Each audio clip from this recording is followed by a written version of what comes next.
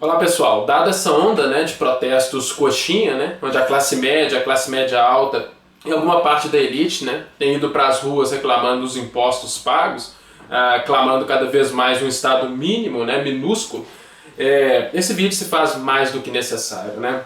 Então eu já começo com essa tela aí, porque sim, sou comunista, e não perca seu tempo comentando aí, me xingando de vai para Cuba, vai trabalhar, o que essa televisão está fazendo aí se você é comunista, as coisas do tipo, porque só mostra a sua ignorância referente ao que é o comunismo.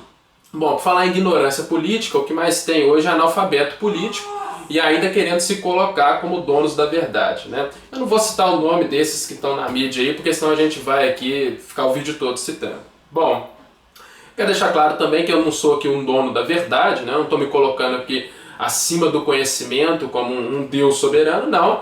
Eu venho aqui, né, a partir dos meus conhecimentos e dos números que a gente pretende mostrar, trazer uma ideia disso tudo. Propósito, né? Me chamar de comunista é um elogio, então realmente não perca seu tempo.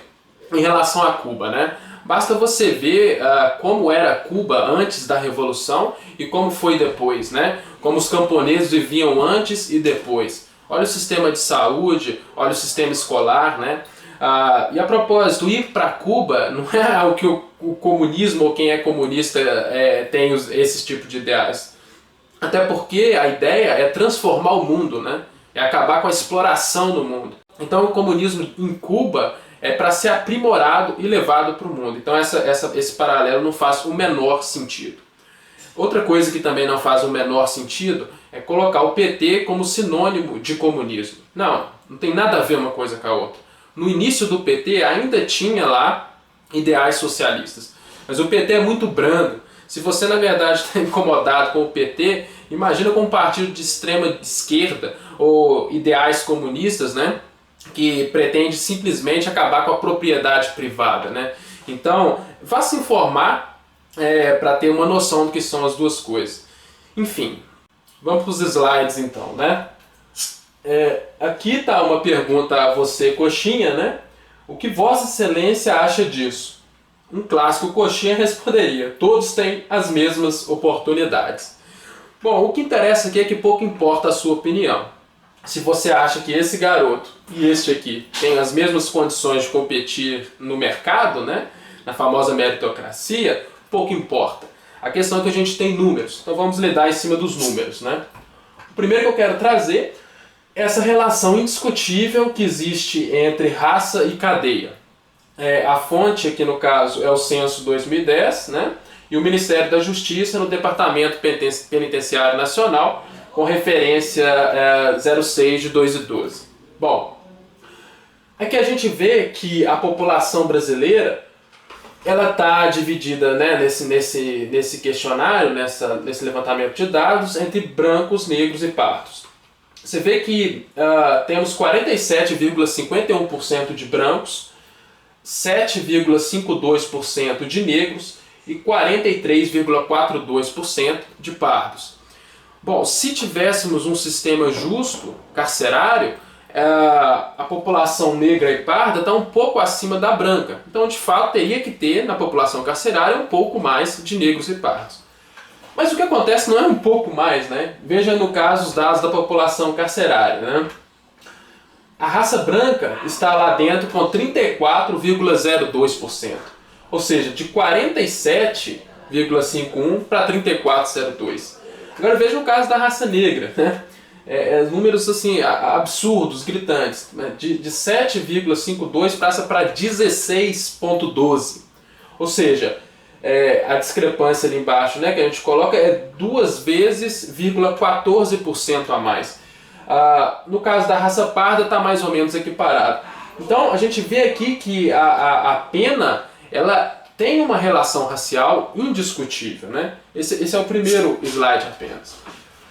Então a ideia é a seguinte: eu não quero aqui colocar a minha opinião e você, coxinha do outro lado, colocar a sua opinião. Não, a gente tem números para basear em cima deles, né? Então vamos lá. A discrepância de escolaridade por raça. Esse é um dado também bem curioso, né? Quem não concluiu o ensino fundamental, no caso da raça branca, está entre 14%. no da raça negra, 28%, ou seja, é o dobro. Quem concluiu apenas o ensino fundamental? Nos brancos são 24%, nos não brancos, né, melhor dizendo, são 30%. No caso de acima também não é só os negros, é os não brancos, que aí estaria englobado todo o restante. Então, quem concluiu o ensino médio, aí é que agora também já há a troca, né? Você vê mais pessoas na raça branca, 34 a 31. No caso, quem teve acesso ao ensino superior, aí é discrepante, né? Completamente discrepante. A gente tem 28% dos brancos e nos não brancos 11%. Então veja, né, a discrepância desse último dado com esse primeiro dado. Ou seja, aqui que o ensino é baixo, está muito mais os não brancos. Aqui que o ensino é alto, está muito mais os brancos. A fonte, no caso aqui, é o PNADS e o IBGE 2009. Mais um gráfico para a gente continuar a conversa. Bom, esse aqui é os jovens universitários. A gente tem uma comparação entre dois períodos. Ambas as fontes são do IBGE. A gente tem em 2001 e em 2011. Em 2001, a gente tem 10,2% dos jovens negros e pardos estão na universidade. Veja, é dos jovens negros e pardos, não é a análise feita sobre a população universitária, sobre os alunos universitários. É dos jovens negros e pardos, ou seja, aproximadamente a cada 100, 10 deles estão na universidade. Isso em 2001. Na mesma época, no caso dos brancos, o número é 39,6%. Quer dizer, quase 4 vezes mais, né? Aí 2001, que teve aí uma atuação inegável do governo do PT e também, claro, diversos outros movimentos em prol do negro na universidade, até mesmo da ampliação do estudo superior no Brasil. 35,8% dos jovens negros e pardos estão na universidade, enquanto 65,7% dos jovens brancos estão na universidade. Então aqui a discrepância racial ela é indiscutível, né? Embora tenha aumentado, igual eu coloquei aqui um destaque, né? Ora, se não houvesse a desigualdade racial, teria a mesma porcentagem nos dois grupos. Isso é indiscutível.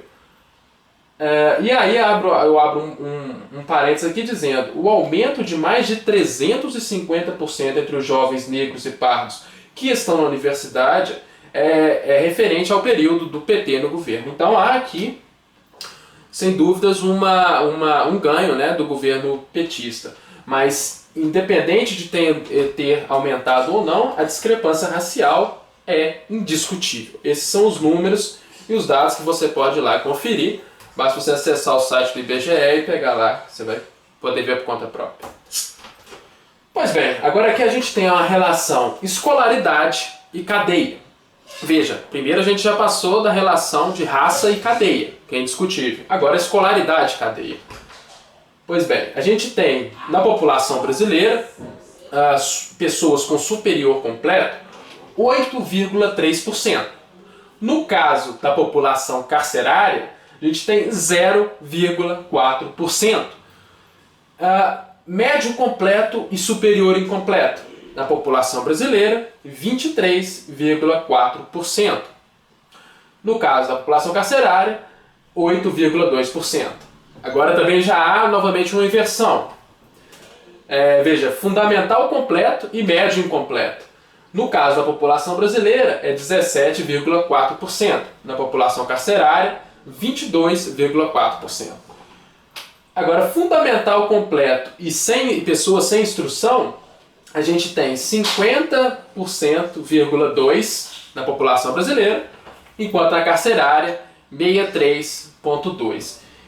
Aqui fica então, mais uma vez, evidente a ideia que os números, nesse caso aqui, deixam bem explícito, que quanto mais escolaridade, mais chances a pessoa tem de estar fora da cadeia. Bom, a fonte aqui no caso é o IBGE de 2010, Ministério da Justiça, Departamento Penitenciário, também a referência 06 de 2012. A nossa ideia, né, e de quem tem uma linha, digamos, marxista, né, costuma ser considerar muito o meio em que o indivíduo está inserido. No caso do Marx, é basicamente um determinismo, né? Ou seja, o sujeito ele é um reflexo da classe a qual ele está inserido. Hoje, né, e depois do embate dos marxistas com a concepção existencialista de Sartre, ambos os lados ponderaram, né, porque no caso do existencialismo mais, digamos, puro, o homem é sempre livre. Tem até a famosa frase do Sartre, né, que o homem é condenado a ser livre, né, que parece ser um paradoxo a princípio. Mas enfim, a ideia é que ninguém aqui está falando de determinismo, né? Esses números não são para mostrar um determinismo, mas sim para mostrar a influência do meio, né? E a ideia de probabilidade. Ou seja, embora o meio tenha o peso sobre o indivíduo, eu não nego a liberdade dele de escolha, mas é inegável a influência que esse meio está. E mais uma vez eu falo, isso não é a minha opinião, basta a gente pegar os números e ver, né? Aqui a gente já viu que quanto menos escolaridade, mais cadeia, e quanto mais escura a cor da pele, também mais cadeia. Então voltando naquela primeira foto que a gente colocou, né? Já é bastante convincente, né, que esses números mostrados até agora daria aqui uma total discrepância para esses dois indivíduos, no sentido de que esse é muito mais provável para a cadeia do que esse garoto aqui, né, apoiado pela família. Então a gente parou aqui no caso da escolaridade. O próximo gráfico, né, os próximos números que eu trouxe, que tem sido até debatido bastante ultimamente, que é o caso do extermínio da população negra, né? Aqui negro no caso é a soma dos pretos e pardos, isso segundo os homicídios da juventude da juventude no Brasil, esse é o mapa da violência de 2013, e de certa forma então lá foi considerado os negros, pretos e pardos. Então, dado essa divisão, os brancos na população brasileira são 47,51%, ou seja, pouco menos da metade, né? Os restantes, no caso os negros, são 50,94%. Você vê aqui que está faltando um pouco de porcentagem, porque tem incluído os índios e os amarelos, que aqui no caso, né, não vem ao caso trazer para a gente mostrar a discrepância. Pois bem, no entanto, né, quando se trata de vítimas de assassinato, temos 28,17% brancos e 71,40% de negros. Ora, se fosse, mais uma vez, o extermínio, né, por assassinato independente da raça, esses números aqui teriam que ser bem similares, para não dizer igual, teriam que ser bem similares. Mas, no entanto, a gente vê uma discrepância gigantesca, né? Ou seja, 50% passa para 71%, enquanto 47% para 28%. É inegável, né? Então vamos lá. E no caso dos jovens negros, vale a pena a gente trazer, no caso dos jovens aqui está sendo considerado 18 a 24 anos, se eu não me engano. Mas enfim, os jovens negros é mais agravante, porque 22% de brancos são assassinados, enquanto 76,92% de negros são assassinados no Brasil. Ou seja, né, igual já comentado, se refletisse os números da população, deveria morrer assassinado 1,7 negro para cada um branco, mas morre na realidade 2,53 negro para cada um branco. Então aqui a ligação entre extermínio por assassinato, né, digamos assim, pode ser considerada sem a menor dúvida, no sentido de que os dados corroboram de maneira cabal. Pois bem, então antes de continuar com os números, né, eu gostaria de ler aqui, já adiantar e ler duas pequenas passagens desse livro, né, que é o Manifesto Comunista, de Marx e Engels. Aqui tem um resumo panfletário, né, da filosofia comunista. No caso, a obra de Marx, ela literalmente enche uma estante. Então, mas enfim, eles lançaram esse panfletário para que o proletário, né, o trabalhador, tivesse acesso e ver que ele podia, então, atuar no meio que ele vive para mudar a sua realidade. Certamente ele é diretamente, né, ou indiretamente responsável pelos ganhos que o trabalhador conseguiu em todo o mundo, né? Desde estar unido em sindicatos, a buscar os direitos trabalhistas e etc. Então vamos para a leitura desses dois trechos, que eu acho que eles ilustram bem já o rumo que a gente vai dar aqui no vídeo. Então, o primeiro diz respeito à propriedade privada, né? O Marx diz assim: ficais horrorizado porque queremos abolir a propriedade privada. Mas, em nossa sociedade, a propriedade privada já foi abolida para 9/10 da população. Aqui ele está dizendo 9/10, né? Mas a gente sabe que a realidade de vários países é muito mais do que isso, né? Aí continua. Se ela existe para alguns poucos, é precisamente porque não existe para esses 9/10. Então essa passagem ela é clássica, né? Porque você pega lá, o Michael Jackson tinha a Neverland, que era literalmente um bairro, né? Quer dizer, ele tinha lá uma mansão e ainda um terreno enorme. E assim várias outras, né, pessoas ricas no mundo. Então, você vai olhar as pessoas que realmente têm um imóvel e que têm propriedade de fato, é muito pouca gente. Então quando se fala na distribuição, a partir de acabar com a propriedade privada, parece um choque, né? Fala assim, não, mas como assim não pode ser mais dono de uma terra? Mas não, é bem claro isso, né? Vai pesquisar e ver quantas pessoas têm um imóvel. Então a maioria já não tem, né? A maioria mora de aluguel ou na rua.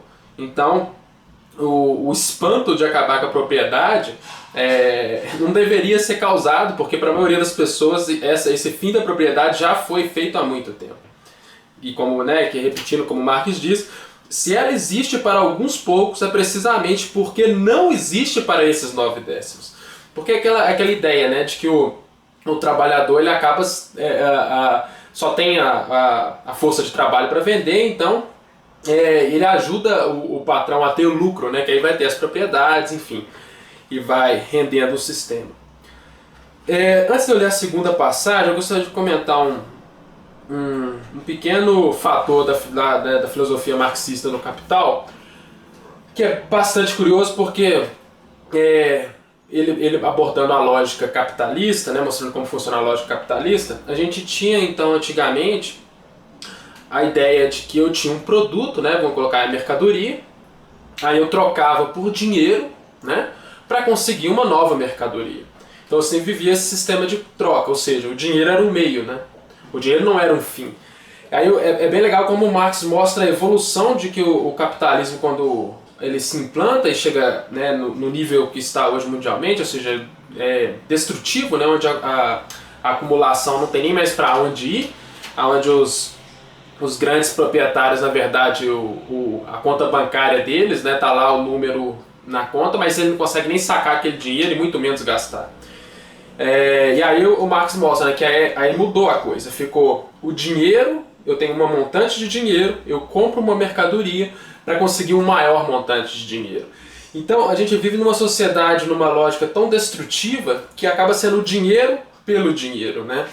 E no caso dos dias de hoje, tendo ideia como funcionam os juros, esse dinheiro ainda é virtual, né? Que é como os bancos fazem a geração. Mas enfim, só isso já daria outro vídeo bem mais longo do que esse. Então eu já vou ler aqui a passagem talvez mais famosa do comunismo de forma geral, não só aqui do Manifesto Comunista, que diz o seguinte: os comunistas não se rebaixam a dissimular suas ideias e seus objetivos. Declaram abertamente que seus fins só poderão ser alcançados pela derrubada radical das condições sociais existentes. Que tremam as classes dominantes diante da Revolução Comunista. Os proletários nada têm a perder, senão os seus grilhões, e têm o mundo todo a ganhar. Proletários de todo o mundo, univos. É maravilhoso essa passagem aqui, porque, de fato, é só os grilhões que têm a perder, né? E se o povo acordar, né, se o trabalhador acordar, já tem até a lógica do Hegel, né, do senhor e do escravo, né? Na verdade, o senhor precisa muito mais do escravo. Então, eu recomendo a você que tem ideais de esquerda e ainda não leu esse livro, né, o Manifesto Comunista. Ele realmente panfletário, é bem pequeno. Esse livro aqui, pra você ver, já é fino, mas a verdade é que há várias páginas aqui do comentador, né, do tradutor, e também da história após a divulgação do manifesto. Então ele é bem curto, né? E pra você, coxinha, que tem preguiça de ler até isso daqui, que dirá o Capital e os 3 volumes, mas enfim, e não só pro coxinha que estiver assistindo, eventualmente estiver assistindo, mas tem um filme que chama, né, Vida de Inseto. É um filme, né, de animação, já lançado há um tempo atrás, e é curioso que ele traz a mensagem socialista de uma forma tão bacana que eu até separei aqui um trechinho dele pra gente poder assistir aqui, porque é o seguinte, esse vídeo, esse filme, né, ele foi lançado nos Estados Unidos. Embora os Estados Unidos seja, né, um país capitalista que tem o neoliberalismo à flor da pele, eles ainda permanecem com a liberdade de expressão muito forte, né? Então mesmo lá esse filme foi lançado e ele para criança, e que bom seria que todas as crianças vissem esse filme e absorvessem a mensagem, né? Aqui é o seguinte, os gafanhotos eles pegam a comida que as formigas separam, né? Então uma formiga começa a causar problema para os gafanhotos, que são em menor número, mas são muito maiores, né? Então aqui a gente pode fazer o paralelo, né? O gafanhoto ele é o empresário, o grande empresário, por assim dizer, e as formigas é o trabalhador, né? Então vamos lá pro trecho, é bem curto na verdade, mas é ilustrativo por outro lado. Esses vídeos sempre abrem umas páginas inesperadas, mas enfim, vamos lá. Mas tem aquela formiga que respondeu pra mim. Mas deixa pra lá! Foi só uma formiguinha. Tem razão, foi só uma formiga. Chefão, elas são pequenas. Pequenas? Sei, vamos fingir que este grão é uma formiga bem pequena. Doeu por acaso? Só uma? E que tal agora? Não doeu nada! Que tal agora?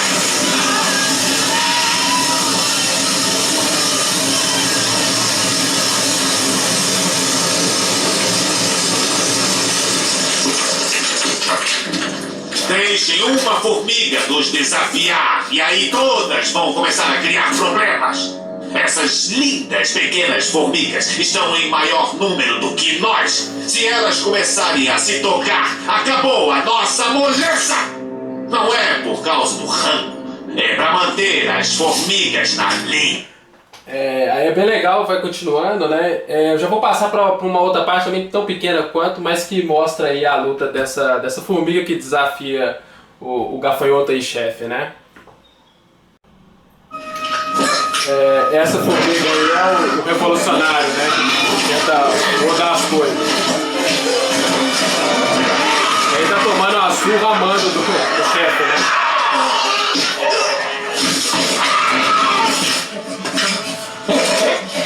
Como é que você tem a audácia de armar essa pra mim? Vocês iam esmagar a rainha. Isso mesmo. Odeio quando falam demais. Você é um verme. Não, pior do que isso. Você é pior do que um verme. Você é uma formiga. Que isso sirva de lição para todas vocês, formigas. Ideias são coisas muito perigosas. Vocês são furadoras de terra desmioladas, colocadas neste mundo para nos servir. Alienação aí. Você está errado, Robert.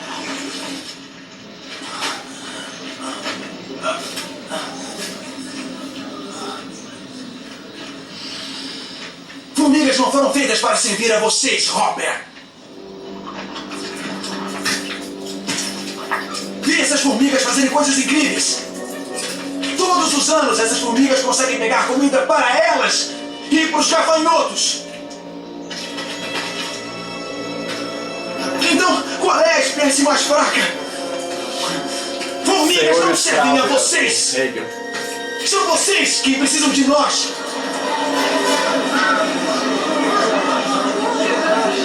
Finalmente o galera se tocando, que dizem né? que somos. E você sabe. Não sabe?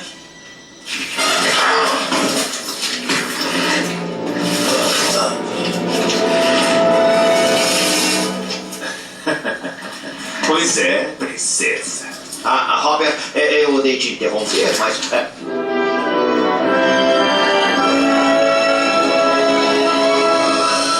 Vocês aí, pra trás!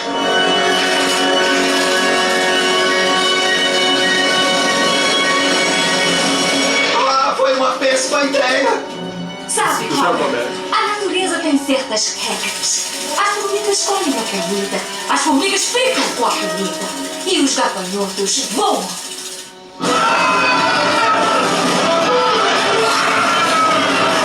Estou tão orgulhosa de si.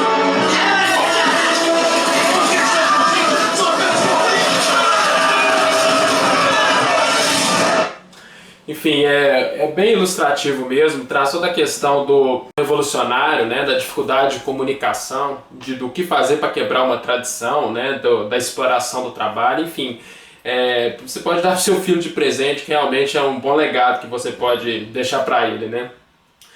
Por falar nisso, lembrando que a questão da herança, né, até porque deixar algo para o filho no sistema capitalista basicamente se resume a deixar bens e dinheiro, né. E nisso você vê que o sujeito, ao nascer numa família abastada, né, ele acaba sendo dono de uma empresa e ali ele vai ter toda uma sequência em cadeia, né? Ele estuda nas melhores escolas, ele tem a melhor educação, os melhores médicos, o próprio capital cultural, né, como diz Bourdieu, né, é totalmente diferente e é o capital cultural que a sociedade valoriza, né? Então, o menino cresce em museus, né? Cresce viajando, cresce tendo livros ao redor, né? TV a cabo, enfim, é toda uma diferenciação que começa ali já com a herança tanto de dinheiro, né, como de educação. No caso da herança de dinheiro, né, que é a principal que perpetua, né, o sistema do rico dominando o pobre, o comunismo obviamente prega a eliminação disso, né? Não faz sentido algum, já que a gente nasce na família que a gente nasceu por sorte ou azar, né? Mas enfim, é uma questão totalmente aleatória.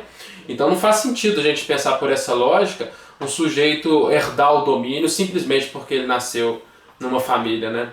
Em relação ao Manifesto Comunista, ele continua né, tão atual quanto nos dias que Marx e Engels escreveu, porque a lógica do mundo ainda permanece, né, a mesma. Qual seja, o pobre só tem a força de trabalho para oferecer e é uma pequena elite que detém os meios de produção, né? Então, enquanto, né, já recomendei a leitura, mas quando você lê, vai parecer que você pegou um panfleto de ontem, sabe? De tão atual que o texto é. Bom, vamos voltar então lá para os números, né, que a gente começou mostrando. E o próximo deles é a relação pobreza com cadeia, né? Essa é uma relação clássica, que assim, é bem auto-evidente, né? E o censo da população carcerária nesse sentido começou a ser feito agora. Não obstante, né, ser tão recente, já pode-se ver que um número de aproximadamente 90% dos presos tem renda familiar em torno de um salário mínimo. Então veja, né, são pessoas que vivem em extrema miséria e caem, né, num sistema desse. Igual eu disse, né, eu não sou defensor da tese determinista. Eu sou defensor da tese que o homem é livre, mas que tem influências diversas do meio e pressões diversas, né? Não precisa de ter o conhecimento filosófico, né, da gente que estuda e, né, enfim, é formado como filósofo para entender essa questão, né? É claro que é tão natural entender que uma pessoa com fome, ao ver os filhos com fome, é uma pessoa que não existe na sociedade, né? Que só existe quando aponta uma arma. Quer dizer, essa pessoa vive numa zona que é muito mais propícia a todo tipo de crime, né? Claro, tem gente que está na mesma situação e não comete os crimes, mas a gente está falando aqui de probabilidade, né? Que os números mostram.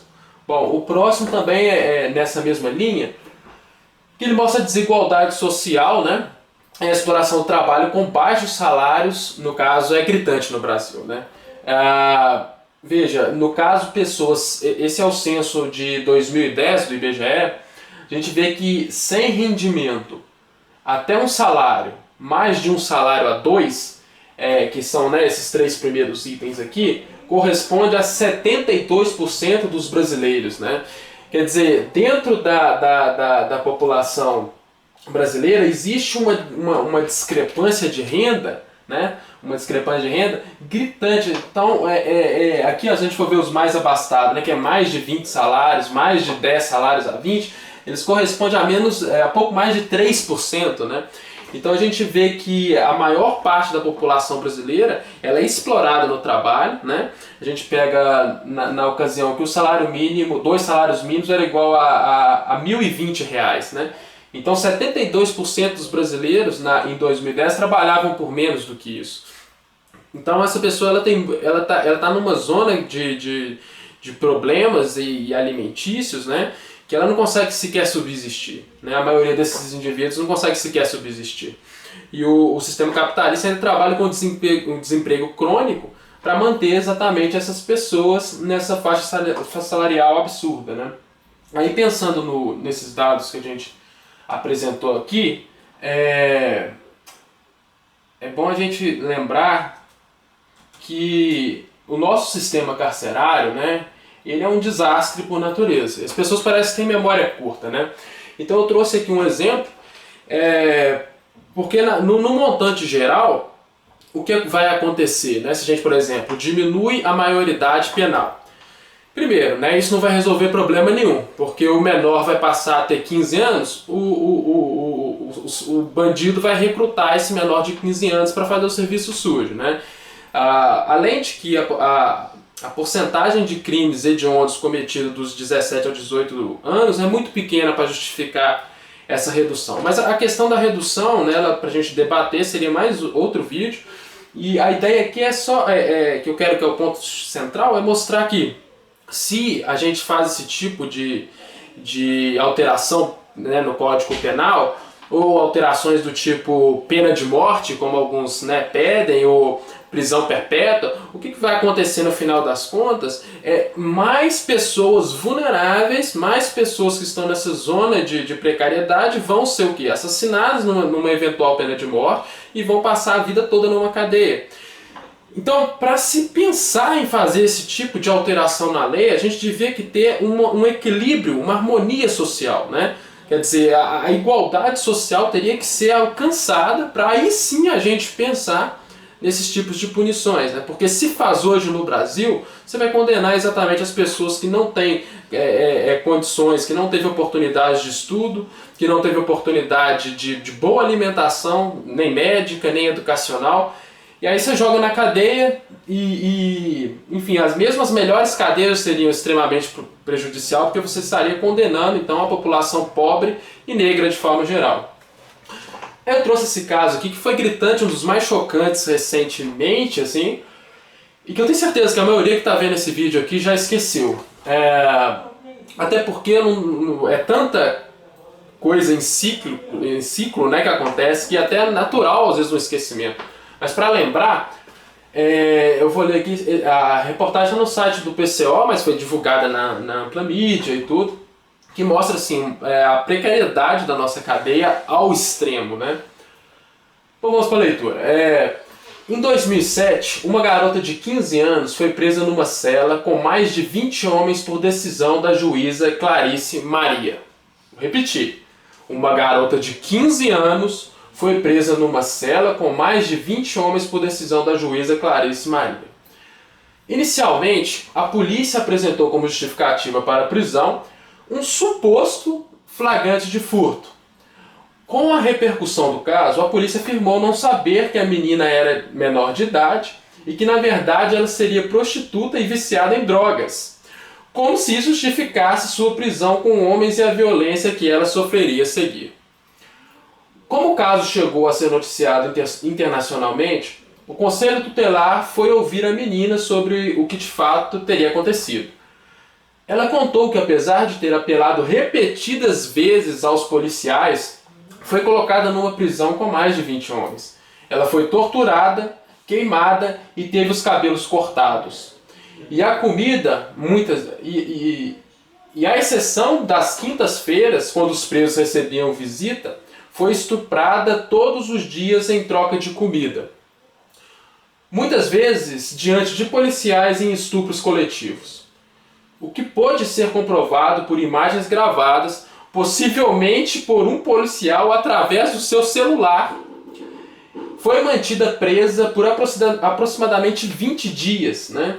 Aí, segundo a conselheira tutelar, Maria Imaculada Ribeiro, o depoimento foi prestado corajosamente sob o olhar vigilante de um agente prisional e do delegado Fernando Cunha, superintendente da Polícia Civil no Baixo Tocantins.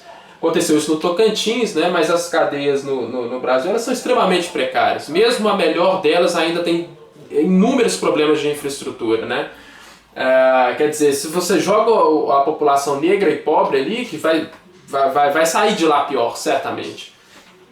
Continuando com a leitura, né, chegando ao fim, diz, então, após o depoimento, ela desapareceu por 3 dias. A polícia afirmou que a garota teria fugido. Na verdade, ela foi solta pela polícia e ameaçada, né? Ainda tem o detalhe que a polícia também, né, não faz o papel dela via...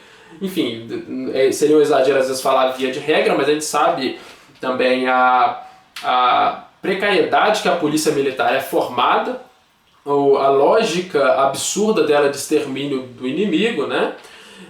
E o inferior não pode sequer criticar o seu superior, né? Tem que seguir aquela coisa de forma automática, que ele pode ser até preso. Então é uma lógica, uma herança da ditadura, né? Que está aí até hoje. E que quando se precisa dela, ela está aí para servir senhor de engenho, sabe? Calar a boca de quem quer protestar e perpetua essa situação, né? Bom, então no caso teve essa situação, né, da polícia ainda ter solto e ameaçada, aí o pai da garota também foi ameaçado por policiais que o pressionaram para falsificar a certidão de nascimento da menina. Olha o absurdo, né? Aumentando a sua idade. Aí o pai da menina disse: se eu não cooperasse com a confecção da nova certidão, eu poderia ser preso, afirmou. Então, esse sistema penitenciário é a total falência, né? Só não vê quem não quer mesmo. Não se trata de não punição, né? Claro que tem que ter punição. Certamente um Estado que não tem punição ruirá, né? Já dizia Thomas Hobbes lá que, né, a importância da espada do Leviatã. A questão é a quem a gente está sistematicamente punindo, né? A discriminação e a condenação sempre dos mais vulneráveis, né? É isso que tem que ser repensado. Então, vamos voltar aqui para os slides, né? Já encaminhando para o final deles.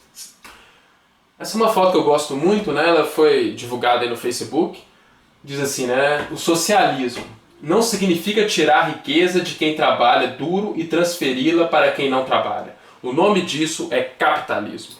É curioso, né? Porque o defensor do capitalismo, sobretudo neoliberal, né? Ele argumenta que os impostos dele, né? Ele não é obrigado a pagar, né, no caso, com os impostos, a educação de ninguém, a alimentação de ninguém, a saúde de ninguém, né? Só que o curioso é que esses impostos que ele, né, lucrou, normalmente esse sujeito que reclama disso, ele tem uma empresa, né, onde as pessoas ali estão trabalhando para ele, né, sem ver o fruto do trabalho, sem ver o lucro do trabalho. Então é exatamente o inverso, né? O socialismo ele propõe que o trabalhador, né, aqueles que trabalham, tenham o fruto do seu trabalho. E é curioso que assim, o socialismo ou o comunismo, né, nessa visão de distribuição de renda, né, não é voto de pobreza, sabe? É exatamente o contrário, é distribuição de riqueza, né? Outro ponto curioso também que sempre perpassa é a ideia de que o comunismo ele quer trazer, na verdade, a não dependência de caridade do rico. Não é o sujeito que herdou lá a empresa, herdou a herança, simplesmente fala, eu vou ajudar os pobres. Não, é trazer a justiça social, né? Não se trata de caridade, mas de justiça social. Esse próximo slide eu fiz questão de colocá-lo. Igual eu já disse, tem, né, inúmeras divergências com o PT, simplesmente, né, em resumo, porque o PT hoje não é mais esquerda, né, ele é um centro-esquerda e assim, muito, mas muito aquém dos ideais de esquerda, enfim, de igualdade social em última instância. Mas o pouco que o PT faz, como já dito aqui, ele incomoda tanto, né, o pouco que o PT faz pelo pobre já incomoda tanto essa elite, essa classe média, né. E aí eu gostaria de lembrá-los aqui, né? Entenda, coxinha, a Dilma foi reeleita com a maioria dos votos, né? Então, assim, foi a maioria do povo que escolheu. Não se trata de pedir impeachment. Impeachment porque foi a maioria que pediu, tá? Então isso de uma vez por todas, que é a maioria. Então, se você vai questionar o sistema de eleição, se você vai questionar as urnas, tem que questionar tudo, né? Teria questionado antes. Sim, muita gente votou no Aécio Neves aqui, mas a Dilma simplesmente foi eleita pela maioria. Esse é o sistema democrático. Eu particularmente votei nela no segundo turno, porque anos-luz melhor do que esse senhor, né? Mas enfim, ir para as ruas pedir impeachment da Dilma sem motivo é simplesmente a coisa mais ridícula que tem, né? Quanto a esses camaradas então que pedem intervenção militar, esses dispensam comentários, né? Porque realmente eu não vou dar moral para eles aqui no vídeo. Pois bem, a próxima imagem aí deixa bem explícito o que é o capitalismo, né? Enquanto esse verme gordo aqui está enchendo o rabo de dinheiro, né? O trabalhador aqui, não sei se está dando para ver porque está cortando um pouquinho a imagem, mas ele está com as moedinhas ali no lugar do prato, né? E o curioso é que no sistema capitalista essa comida aqui, essa grana, né, ela é gerada exatamente pelo proletário aqui, pelo trabalhador. Então aqui está representando sempre o acúmulo de capital, que não chega a lugar nenhum e coisa desse tipo. Agora, o que eu fiz questão de colocar essa imagem para a gente comentar um pouco aqui, é que o capitalismo ele se tornou, de certa forma, um dos sistemas mais cruéis que já existiu. Alguém vai argumentar, não, mas como assim? A gente já viveu escravidão, a gente já viveu o sistema feudal, né? Bom, a ideia que, por eu ter trazido essa concepção, né, de talvez o sistema mais cruel que já existiu, é porque ele trabalha com a ilusão de elevação, né, de graduação, na exceção. Eles pegam um indivíduo entre o proletário, que conseguiu ali no final da vida juntar um pouco de riqueza, por sorte, enfim, sempre a exceção. Normalmente é o sujeito que vai, digamos, adular esse senhor, que vai receber um pouco mais, né? Que acaba sendo, digamos assim, o capitão do mato moderno, né? Se bem que esse título seria mais ideal para a polícia. Mas enfim, para te voltar aqui na analogia, né? Então, o capitalismo chega pro explorado e fala, não, esse é um sistema que te permite chegar ao topo, né? Então, mas quando você vai olhar o resultado, né, a esmagadora maioria repete o que os seus pais foi, né? Quando não piora, né, aquela velha ideia do rico cada vez mais rico e o pobre cada vez mais pobre. Então o capitalismo, ele por trabalhar com essa ilusão, ele chega a fazer que o sujeito mais explorado, né, defenda o sistema que o explora. Então a crueldade que eu falo, ela está exatamente aí, porque o escravo ou o sujeito lá do feudo que estava trabalhando, eles tinham a plena convicção que aquilo era horrível. E eles queriam, de certa forma, mudar. Aí falaram, não, tinha escravos que trabalhavam ali, não reclamavam. Sim, isso tinha, mas todos eles sabiam que a posição deles não daria para chegar, né, no senhor de engenho ou chegar no senhorzinho da fazenda, então teria que ter alguma coisa. Mas o capitalismo não. Ele cria essa ilusão e aí precisa desse despertar exatamente para isso, né, para as pessoas se veem como explorados, né, que a ilusão provocada sobretudo pela mídia cria, né, essa falsa progressão. Então essa charge aqui eu achei simplesmente genial, né? Na verdade foi um pessoal japonês que fez ela, e aí eu fiz uma adaptação aqui para a nossa realidade, né? Que a gente, como já mostrado aqui no vídeo e outros números, tem a discrepância racial e certamente também socioeconômica, mas ela representa a ideia meritocrata, né? A ideia da meritocracia neoliberal. Que é pregado como, né, você merece colher os frutos dos seus próprios esforços, do seu mérito. Aí que mostra que no sistema de riqueza, né, esse sujeito aqui nasceu, por exemplo, numa família rica, e para ele subir os degraus, digamos, da vitória na vida, né, ou da elevação na vida que seja, é muito mais fácil do que o sujeito que não tem, né, o arcabouço, né, de grana. Então, o menino lá em cima falando, né? Ah, como é justa a meritocracia neoliberal, né? Quer dizer, ele se acha ainda no direito de ter, de subir os degraus e se acha ainda que ele está simplesmente recebendo o que ele merece, né? Agora, o curioso de talento, de pensar uma sociedade assim, movida pelo talento, você tem um ganho por isso. Bom, o talento, certamente cada indivíduo tem o seu, né? Mas até para o talento ser desenvolvido, está muito relacionado com o ambiente, né? Ou seja, o sujeito tem um talento, nato para matemática. Se ele for encaminhado, né, digamos, durante a escola e depois vai fazer uma faculdade de engenharia, né, ele tem, claro, muito mais potencial de desenvolver o talento dele. Então o talento ele depende desse meio econômico até para ser desenvolvido. E outra, o talento também depende da sociedade que está inserido, no sentido de o que o povo vai valorizar, né? Por exemplo, um grande cineasta. Não adiantaria nada existir um grande cineasta se não tivesse quem assistisse os filmes, né? Então, se um grande cineasta nascer um potencial grande cineasta nascer num país que não valoriza a cultura de filme, né? Ele não vai ter valor nenhum. Então, o lucro que o sujeito talentoso, não é o caso desse menino, né? O talento dele é simplesmente ter grana, mas enfim, o lucro que em teoria o sujeito talentoso mereceria, ele é todo relacionado com a sociedade. Então não é uma coisa tão simples, até porque o próprio talento a gente não escolhe, né? E o talento depende do tempo, né? Depende da época que você vai nascer, de forma que o justo nessa linha de pensamento não é você, por exemplo, o sujeito corre muito, aí você vai lá e vai colocar pedra nele para ele andar devagar igual todo mundo. Não é por aí. A ideia, isso numa visão baseada principalmente no filósofo Rawls, mas a ideia é a partir do talento dele, né, você vai mantê-lo sem desanimar daquela profissão, mas que todos ganhem algo com isso.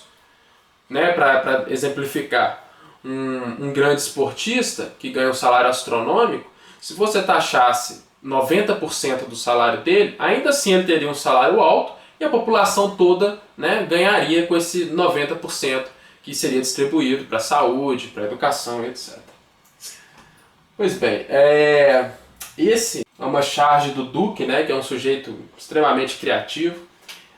Aqui a gente vê, né, o pai lá com o menininho, o pai abastado, rico, né, dando um iPad, enquanto que a mãe no sinal, né, mandando o garoto vai iPad, né.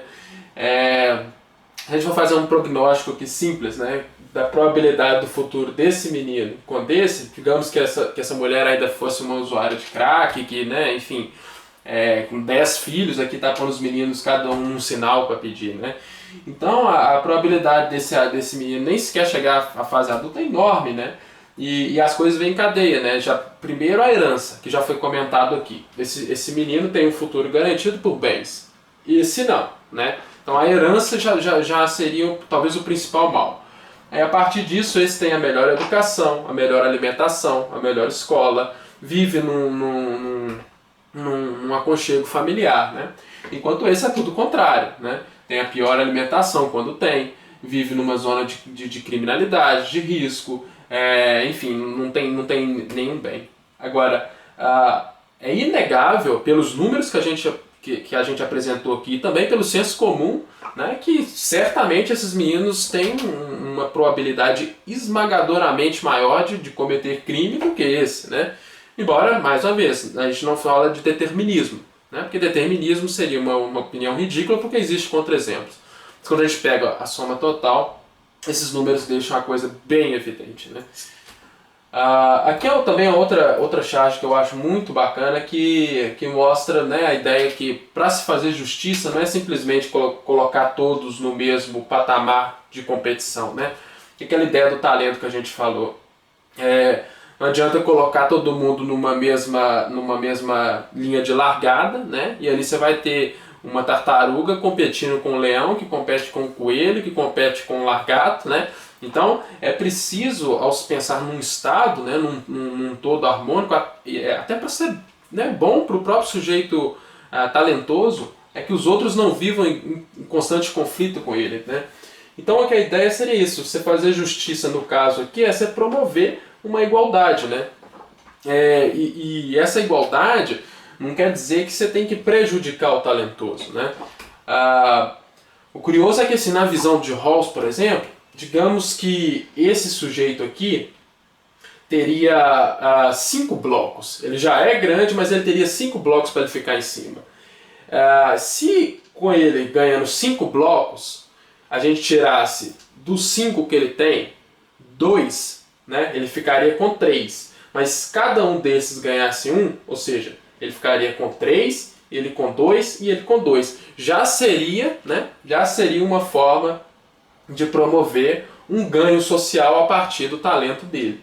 Aí, para se fazer justiça, nesse exemplo que eu estou dando, seria: esse sujeito ficaria com 3, né? Compensaria ele ainda, ele teria um lugar privilegiado, mas muito embora sobraria 2 blocos que a gente está tirando dele, ficar em igual patamar. Eu trato dessa questão de halls, né? No meu vídeo Cresça, tá aí na verdade o link abaixo, né? Que eu abordo assim, o que seria o Estado justo dentro dessa concepção de fazer um Estado que maximiza o mínimo, né? A ideia de que a gente teria que fazer as leis e decidir, digamos assim, a lógica do Estado atrás de um véu de ignorância. Mas realmente nesse vídeo, né, o vídeo é bastante extenso, que está aí o link, vocês vão poder entender isso melhor, né? Mas em suma a gente considera o outro como um fim em si mesmo, né? A gente considera que ao tratar os sujeitos numa sociedade, e se a gente não sabe o nosso aspecto, ninguém quer ser o mais prejudicado, né? Antes você não ter uma vantagem muito grande, mas saber que se caso você for o mais desfavorecido, você ainda vai ter um mínimo interessante, né? Um mínimo de existência. Para mostrar aqui o canal rapidinho, né? Então aí, esse é o vídeo que eu falo mais dessa política e da moral, né? Eu abordo também a questão da ética cristã. Nosso canal tem diversos outros temas aí da filosofia que você depois, né, futuramente pode ver também. Então, os grandes só parecem grandes porque estamos ajoelhados, né? Essa é uma bela frase do Che Guevara, que foi um revolucionário de fato, né? Que deu a cara para bater, que ao passar, né, na América viu a extrema miséria e viu que daquela forma não dava para continuar, né? E ele mostrou que era possível, sabe? Claro, antes dele teve vários outros, né? E no caso da Revolução Cubana, que começou com, né, pouquíssimos indivíduos, mas antes mesmo dele e de Fidel, né, já tinha lá o Mariátegui, que eles já tinham lutado por muita coisa. Mas enfim, ali estava o desejo de mudança, né? E o Che Guevara, sem dúvida, é um cara que foi nessa linha.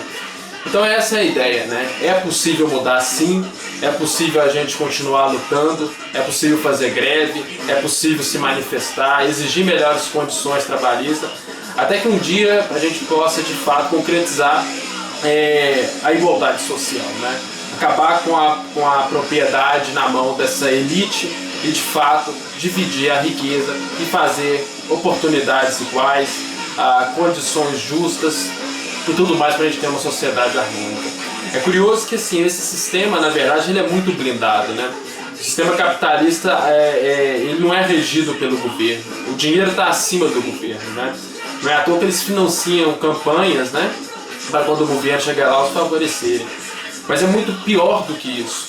Além de ter toda a ilegalidade por trás, né, com o tráfico de drogas, por exemplo, de armas, que gera muito lucro, eles ou matam um governo que chega lá querendo mudar a lógica, né, querendo acabar com a exploração, ou então eles acontecem um golpe militar, né, ou então um embargo, que é o caso que aconteceu com Cuba. Mas ainda assim, o sistema capitalista ele cria monstros internos, né? E um desses monstros internos, sem dúvidas, é a internet.